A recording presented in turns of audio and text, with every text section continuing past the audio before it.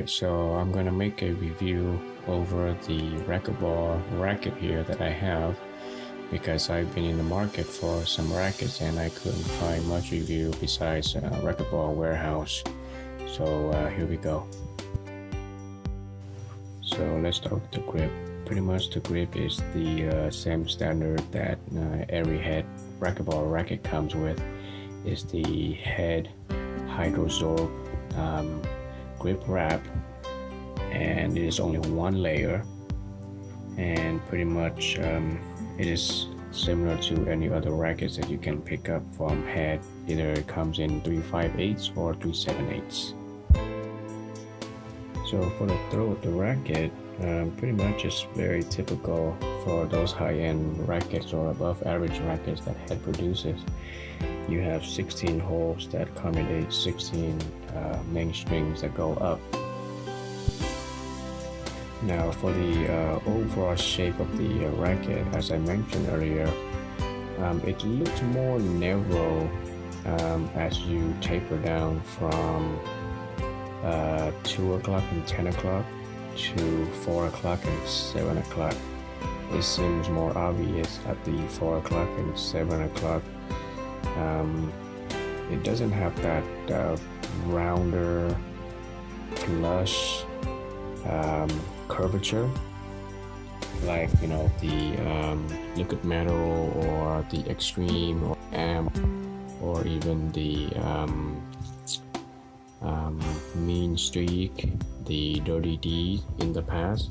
So it has a little angle to it that you can see.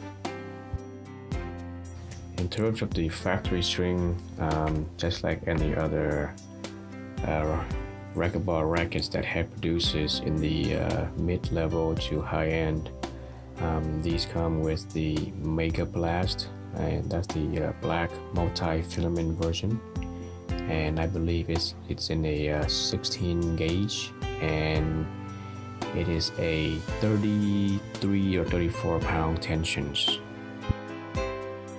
In terms of the graphics and the paint scheme of the racket, pretty much I like the styling, and head has a very consistency of making very sporty, very prominent paint scheme that pops. And for this one, it comes in a glossy coat all around, and graphics are very obvious. And the design, doesn't look like it's very drab, and it is pretty much low key that it doesn't stand out too much. So I like that. So in terms of the grommet, pretty much it looks more flush and thinner than what I'm used to. And I'm coming from the liquid metal line, the dirty D line, the amp line, the extreme line, and they don't wrap around all the way to the side of the racket like it used to. Pretty much it will end at around the 11 o'clock and the 1 o'clock area, or maybe 10 o'clock or 2 o'clock area. Alright, so let's talk about the performance of the racket. Alright, so this is a disclaimer regarding testing or playing with this racket. So I consider myself as an A or B plus player, and I have to modify my racket in order to get the best feel and the least vibration possible. And since I first held my very first head racket to now, I still have vibration. It does not matter if I use the very best of the line or the cheapest of the company. So how I customize my head rackets would be this way.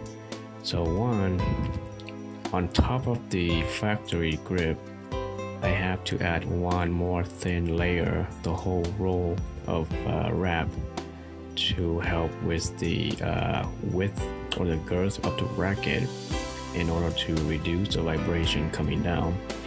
And then secondly, I use a vibration dampener, and pretty much I weave through the center strings, the 4 strings in the center or the 6 strings in the center, whether I use the included head Megazorb vibration dampener, or I use the single gamma worm, the shockbuster.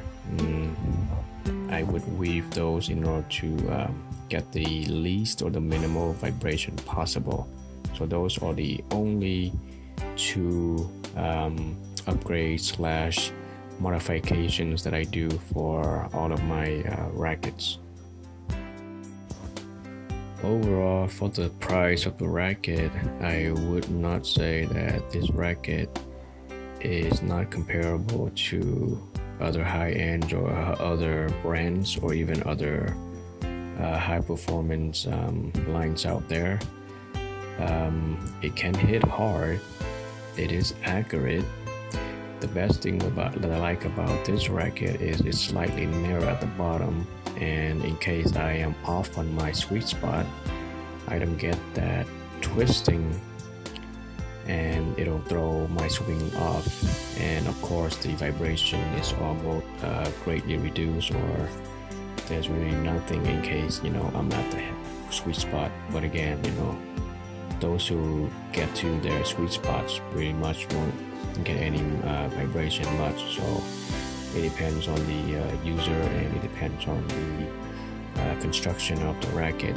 But I cannot complain about this racket whatsoever once I have tweaked the racket to my liking.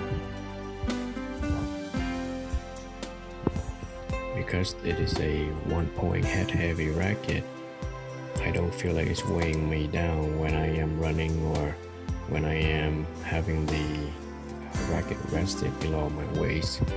And the good thing about when it's in the motion of being swung is that I can feel the control. I can twist it as I want to change the angle, and it doesn't drag my shoulder out that I could feel any pain at my elbow or at my joint whatsoever.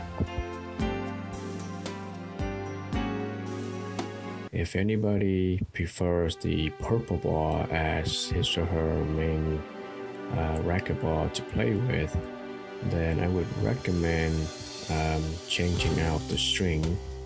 Right now I have the Prince Lightning XX Pro at 17 gauge, and it was strung at 33 pounds. Pretty much this compared to a factory string is more lively play, and I can get more pop when I swing for the ball, regardless if I'm off center a little bit or I'm dead on the sweet spot. And pretty much I can feel the resiliency on this particular string model versus the head Mega Blast 16 gauge, and I can get more power out of this string. And it is somewhat weird because this string is somewhat cheaper than the factory string, but yet I can get more playability and I can get more active resiliency out of these sets right now so far. So this is my second set of strings. I tried the Ashaway 17 gauge, I believe it's the Super Kill 2 17 gauge, and I was also at 33 pounds for the string tension, and it broke the second game. Literally broke on the second game, probably the first 3 or 4 serve rotation with the opponents, and the string broke. So I'm a big fan of Ashaway, and somehow that set did not hold up, while the second set that I have right now, the Prince Lightning XX Pro, got me so far, I believe, 8 games, and every shot was just very lively and very, very crisp on the string racket, on the string bed. and pretty dead accurate. So I'm pretty happy so far. So overall, if anyone is thinking about replacing racket or trying to move to a head, I would recommend this racket for now, because it is at the low 100s, about 110 or sometimes even $80 if you can find them at the big five sporting goods store around. I got this particular one for $70 after taxes. It was $65.99, and yeah, surprised how good this racket is for this price range.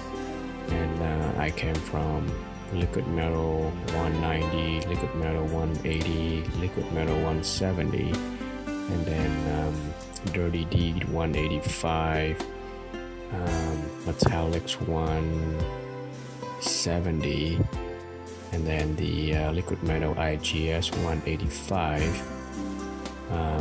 and then I tried the E-Force Bedlam 150, the stunt 150.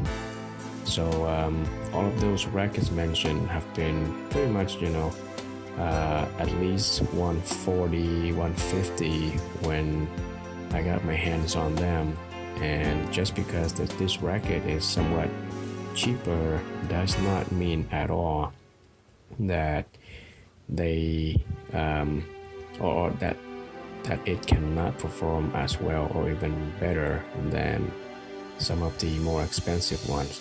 So some of these should come up even used on eBay, and you can pick up even for cheaper if you can be diligent with the search. So I hope you guys find some of these details or some of these comments helpful, so you can switch up or improve your enjoyment in the game, or even continue on so that you can get a good workout. All right, have a good day. Bye bye.